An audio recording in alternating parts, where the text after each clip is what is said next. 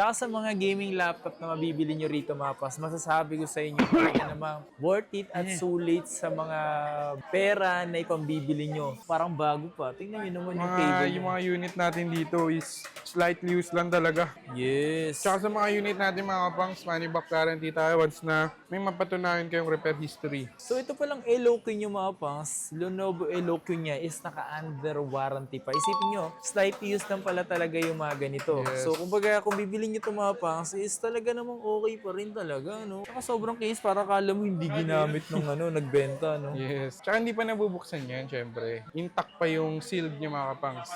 Ito mga pangs, meron siyang ino-offer dito na gaming laptop, mura. Yes. Sok Yan. sa budget. Pasok sa budget. Kung bibili kayo ng gaming laptop, huwag kayong mag-alala kung budget lang yung hinahanap nyo. Meron naman siyang binibenta dito yung mga ganitong MSI Teen. Paunahan na lang kayo.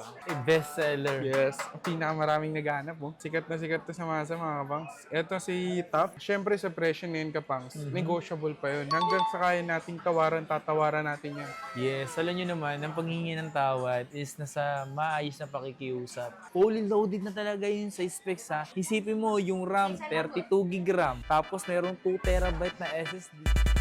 Yo, what's up sa inyo mga pangs? Kamusta kayo? Sa maganda at masayang araw na naman ang pagsasamahan natin ngayon.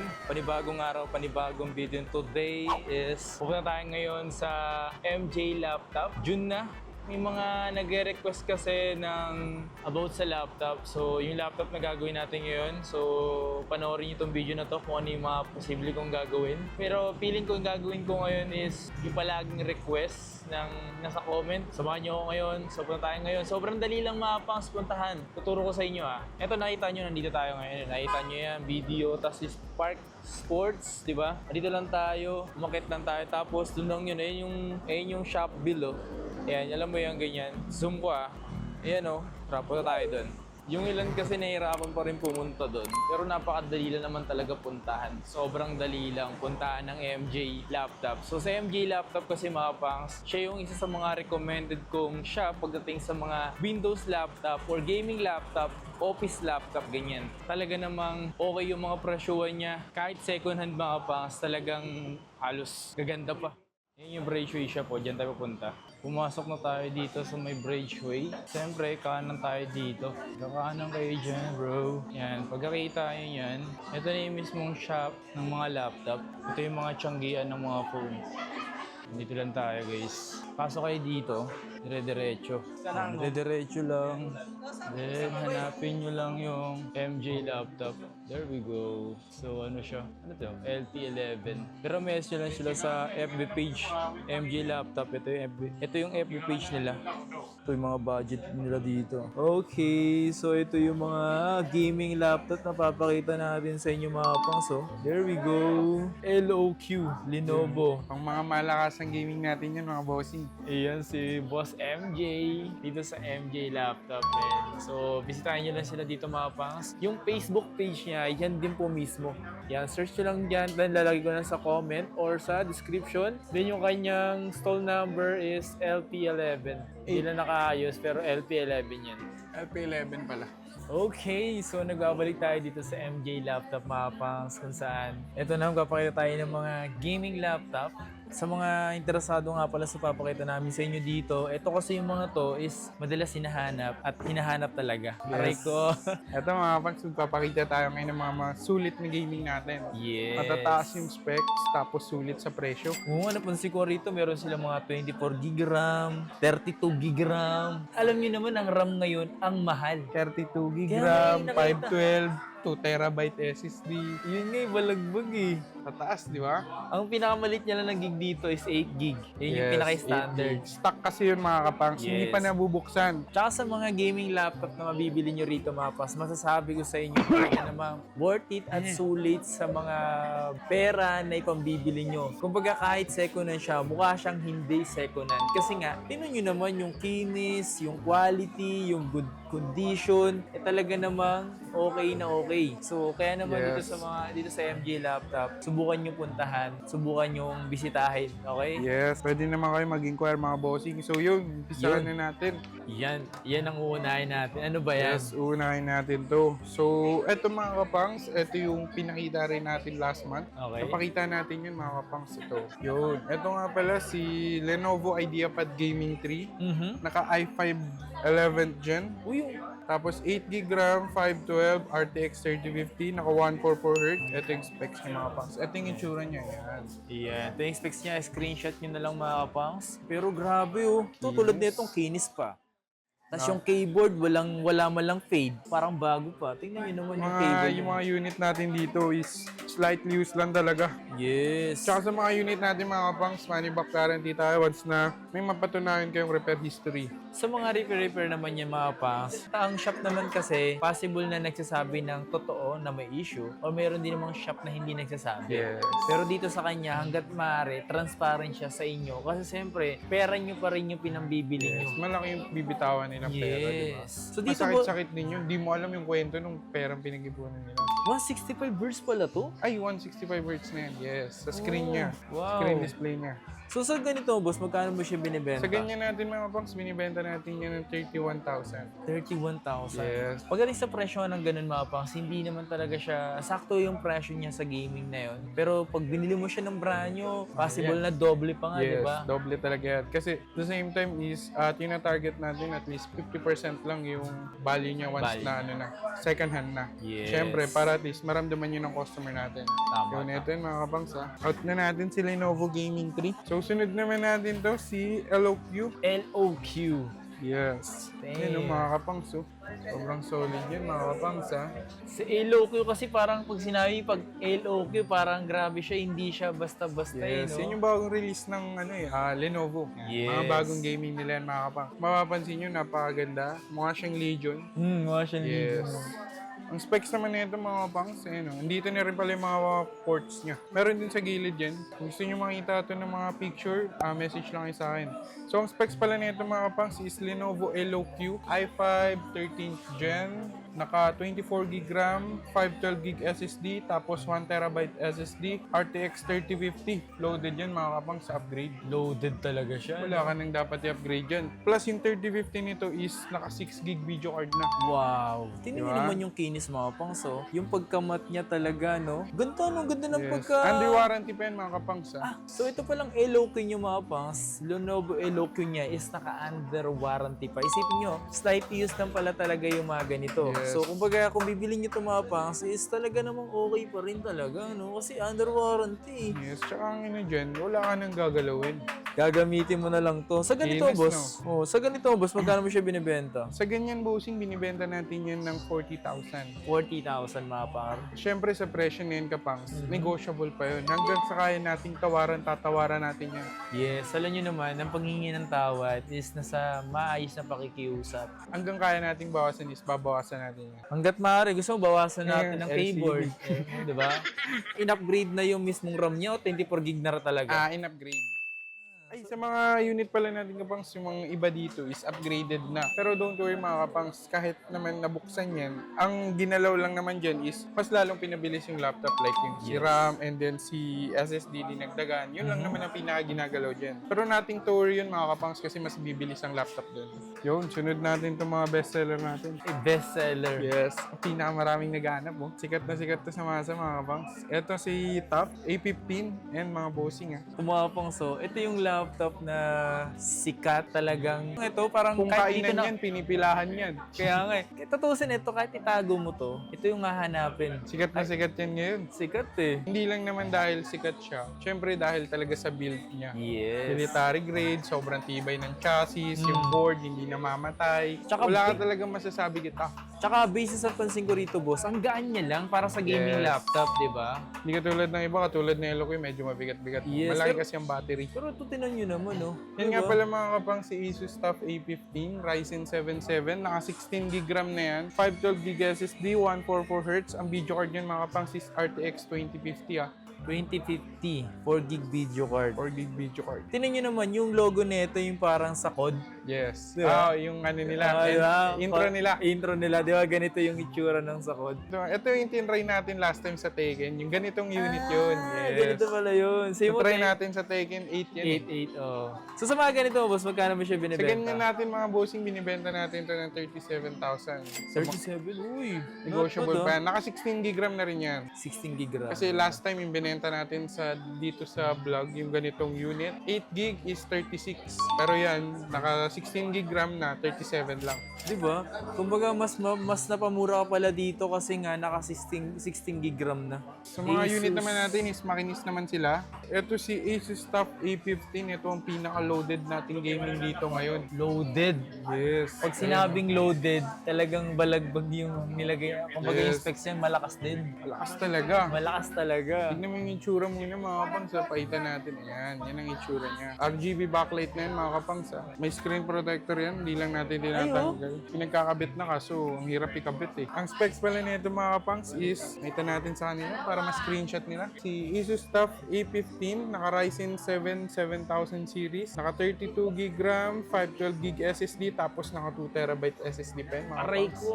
Ang video card naman yan is RTX 4060. 8 gig Grabe. video card. Ito talaga mga pangs, ito yung Asus TUF. Ngayon pa lang ata ako magpapakita ng ganito mga pangs sa Yes. laptop na fully loaded na talaga yun sa specs ha. Isipin mo yung RAM, 32 gig RAM.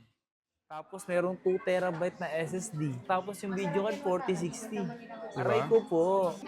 Sulit na sulit, no? Sulit na ito, boss. Halos ganito yung specs ng ano ko, PC ko eh. Oo. Taas ng specs niya, no? Oo. Gagamitin mo na lang talaga yan. Dahil sa fully loaded yung specs na ito, nasa magkano to? Siyempre, normal price tayo dyan. Oh? Bibenta lang natin yung katulad ng ano. Last time, Ryzen 7 7, 4050, binigay natin ng 48. Eto, 4060 na, ang dami pang na-upgrade, ibibigay lang natin ng 52. Ina, no? Siyempre, negotiable pa yan. Yes, isipin nyo mga pangs ha. Halimaw na yung pinaka-build na ito mga pangs. Parang hindi ka na mangarap muna mag-upgrade. Upgrade. Diba? Kasi upgraded na. Upgraded na yung laptop na to eh. Pakasulit, no? Gago. Gusto nyo yung mga pang screenshot nyo, send nyo sa akin. Ito, screenshot nyo mga pangs yun, no? Tapos, ay ba, parang ito lumalaban din yun ah. Ito lumalaban rin to. Siyempre, ito pinakamabenta sa atin. Ito sa lahat ng Asus stuff, ito yung pinakamabenta. Si i5 11th Gen. Yan. Siyempre, ito na-upgraded din to mga pangs. Kung mapapansin nyo sa mga unit natin, matataas ang RAM ngayon. Kaya ngayon, tsaka take note mga pangs, ang RAM, sobrang mahal ng presyo. Yes. Sobrang mahal as in dahil sa AI. So yun, ito nga pala si TUF F15 mga bossing. Yan. F15 series naman siya kasi kapag Intel F15, kapag Ryzen A15 mga kapangs. Yun, oh. So ito ang itsura niya sa loob. Pare-parehas na sila ng itsura mga kapangs. Kinis din yan. Kinis yun. Kulang lang sa punas. Isipin mo parang yung mga laptop na pinapakita namin sa inyo dito mga pas, para akala mo bago pa eh. No? Yes. Kahit second nun, di ba? Oo, Makikita mo talagang sariwa. So yun mga kapangs, ito nga pala siya. So pakita natin ulit yung specs kapangs. Zoom in mo. Yan. Asus TUF F15, i5 11 Gen, naka 32 gig RAM na, 512 gig SSD, tapos ang video card niya is RTX 3060. Yes. Yung video card niya is pumapalag din talaga. Mga AAA games, be-basicin yan. 32 gig RAM din to. Yes. Pero 512 nga lang SSD niya, pero not pa rin sa RAM. Kasi Yes. RAM pa rin Sa 512 gig SSD naman is nothing to worry ka dyan kasi dalawa naman yung slot niyan eh. Tsaka ito yung isa sa mga mabenta sa kanyang laptop talaga. Yes. Sa ganito, boss, magkano mo siya binibenta? Sa ganyan bossing, binibenta natin yan ng 37,000. 37,000, boy. Yes. So yun mga kapangs, papalitan naman natin. Ito, Acer. Parang bago pa to, boss. Bago pa talaga yun, bossing. Pansin mo, ngayon lang tayo magpapakita ng Nitro na ganito ang itsura. Saucepan nyo, charging port, mga ganyan. Tingnan nyo kapangs yung style nyo. Yung mga Kaya ano? linya-linya siya na ano. Tsaka maganda yan sa personal kapangs ha, pag nakita nyo. Kaya nga nung nakita ko, uy, minsan nakakamiss ang keyboard is makinis, malinis. Yes, dun mo kasi talaga makikitang hindi bugbog yung laptop eh. Yes. Kasi di ba tayo kapag nag-ano tayo, sabihin natin, nagpapasma tayo eh. Siyempre, ang pasma is acidic yan. Oo. So, nakakabura yan. Tingnan nyo, sobrang kinis talaga niya. Tsaka sobrang case para kala mo hindi ginamit nung nagbenta, no? Yes. Tsaka hindi pa nabubuksan yan, siyempre. Intact pa yung sealed niya mga kapangs. Eto, yung mga kapangs. So, huwag nyo napansinin itong papel mga kapangs. So, yun, RGB na rin pala yung mga kapangs. Okay, RGB pala ito. Kala ko orange. RGB, oh. Yes. Parang ang haba ng screen niya, no? 16-inch na siya. 16 inch, Yes. Meron kasi tayo laging pinapakita dito yung si Nitro B15. Ito kasi si Nitro B16 na. Sa mga naghahanap na mas malaki yung screen, mas malaki yan. 16 dapat na kunin. 16 yan. So, ito pangalan mga pang, si Acer Nitro V16, Ryzen 5 7000 series, naka 16 GB RAM, 512 GB SSD, tapos naka RTX 4050. 6 GB dedicated video card. Sa screen, 165Hz yan mga kapangs. Napakaganda. Sa mga, kung gusto nyo ito mga kapangs, screenshot nyo lang, send nyo sa akin. Kung available, sa inyo na. Sa ganito, boss, magkano mo siya Sa binibenta? ganyan, bossing, binibenta natin yan 39. 39,000. Yes, yan, bossing. Kulang lang. Ito, dahil to sa ano, Sticker? yung sticker kanina na tinanggal ko. Wala kang makikita ang gas-gas Yes, din. walang kapag gas-gas niya eh. kulang lang talaga sa punas. So yun, papakita naman tayo mga dragon. Puro dragon to ah. Papakita tayo mga dragon. Line up ng dragon. Kaya nga eh. Isang squad to ng dragon. Pero wala ka ba yung crocodile? Waldo. Wala. Mahirap hanapin yun ah. Nasa ano ata yun eh. Nakabarong. Oo, iba nga, nasa Senado eh. Yun, so ito naman mga kapangs, MSI. Ito yung last rin natin pinakita kapangs. Ito ba Actually, yun? sa last natin na pinakita eh, dalawa na lang yung natira, yung si Lenovo Gaming tsaka itong MSI Team. Yes, baka sa inyo na ito mga kapangs. So ito yung itsura niya, labas. Tapos ito yung loob. Tsaka yun yung laptop ng magaan eh, no? Yes, ito yung Diba? laptop na magaan. Pati si kapangs, nasanay na eh. Ito naman mga kapangs is i5-12 Gen na to. Naka 8GB RAM 512 RTX 3050. Ito mga kapangs, binibenta lang natin to ng 30,000. So ito mga paso, kung laptop na magaan, malakas din, etong MSI na to yung maaaring yung mabili dito mga paps. Yes. Ito yung isa sa mga binibenta niya dito. Bahala nyo, ito na para sa inyo. Second time pa lang natin magpakita ng 8GB. Di ba? Diba? Yung mga unit kasi natin kapang minsan, iba-iba yung nakukuha eh. Kung pansin nyo, minsan sa vlog natin, puro 8GB, bihira yung 16, bihira yung 32. Ngayon naman, puro 32. Yun. So, ito naman si MSI Katana. Ito yung pinaka-model ni MSI Team. Ito yung ano niya, parang normal version niya. Ito pala yung specs niya kabangs. May Dragon din yun. i5-11 Gen 2, tapos 16GB RAM, 1TB SSD, RTX 3060, 6GB dedicated video card, tapos naka 144Hz na. Yun, no? Tignan nyo mga kabangs yung specs niya. Yan, MSI Katana. Kung gusto nyo to, screenshot ulit mga kabangs. Yung trackpad niya mga pangso. Sa bagay, yung gumagamit kasi ng trackpad talaga, yung iba maliliit kang gusto. Hindi, bihira na kasing gumagamit ng trackpad ngayon. Kasi nga keyboard na, ay mouse na Mouse na talaga, yes. Tsaka may previous tayong mouse eh. Yun nga pala. Yun. Speaking of freebies, ano freebies mo sa mga gaming laptop? Sa previous natin sa gaming laptop, normal naman ang mga previous natin. Gaming mouse, mousepad, tsaka laptop sling bag. Yun. So dito boss, dito sa MSI Katana, magkano presyo Yan, nito? binibenta natin yung kapangs ng 35,000. Ito pala mga boss, so yung mga ganitong MSI Katana, kayang-kaya nyo rin pala to sa presyo at okay na okay din yung kanyang specs. So. Napakasulit na yan, 3060. Sa mga gusto nga pala mag-installment ng yung mga gaming laptop dito, ano yung mga available mode of payment mo? Sa mode of payment natin, cash, syempre. Mhm. Bank transfer, e-wallet. Kung gusto niyo naman ng installment, available tayo kay credit card, G-Gibbs, S-Pay. Tapos, available rin si Skyro. I-assist naman kayo sa Skyro no. So sa mga nagbabalak mag-installment nga pala mga pangs, binanggit na yung pinaka-available kung ano man yung meron kayo, kung ano man yung prepare nyo ng gagamitin sa installment na medyo malayo kayo. Kung Yes. pwede kayo mag-message sa kanilang FB Yes, page. message tayo sa FB page. Wala pala tayong shopping mga pangs ha.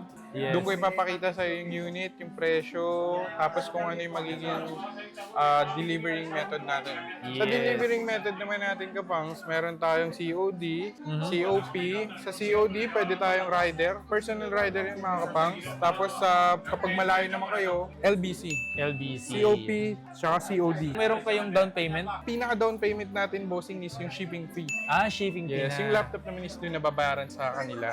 Okay. So, yun lang mga pangs ha. So ito naman si MSI GL65. Ito yung mura nating gaming mga kapangs. Iba yung pagka-MSI nito. Yes, kakaiba yung pagkaka-MSI nito yung mga kapangs. Yun, tinan nyo yung keyboard nyo, no? Parang ngayon, no, wala nang space dito. Oh, wala na space dito. Pansin mo? MSI na, ano? GL65. Ito yung mga GTX series nila. i7 9th Gen. Yan. i7 9th Gen mga kabangs. Naka 24GB RAM, 512GB SSD, 1TB. Tapos naka GTX 1650, 4GB dedicated video card. Sa mga naghahanap ng murang gaming kabangs, ito na.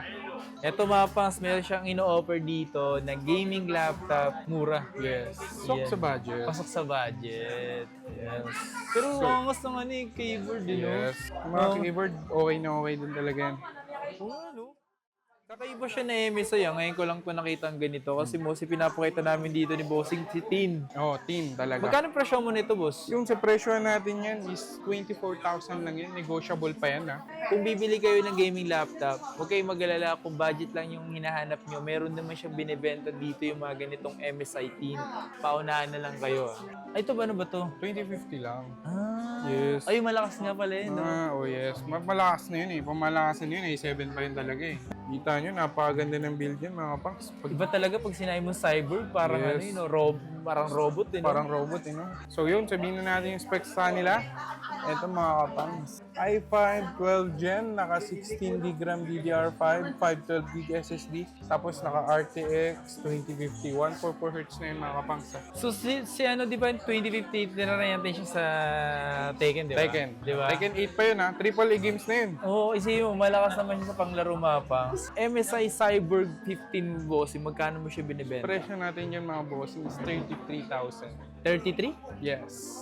So kung once na bibili kayo ng gaming laptop dito, all-in-one din naman yung magagamit. Yes. Pwede sa office, pwede pang estudyante. Ano kasi yan, yung mga pwede pang gaming. trabaho, pwede pang laro. Karamihan kasi, ang akala nila is si gaming laptop for gaming lang. Yes. Si gaming laptop mga kapangs is all around laptop na siya. Pwedeng gamitin kahit saan. Ang kinagandahan kasi ni gaming laptop is wala kang limitation. Yes. Kumbaga kung mataas yung paggagamitan mo, kaya niyang i-handle.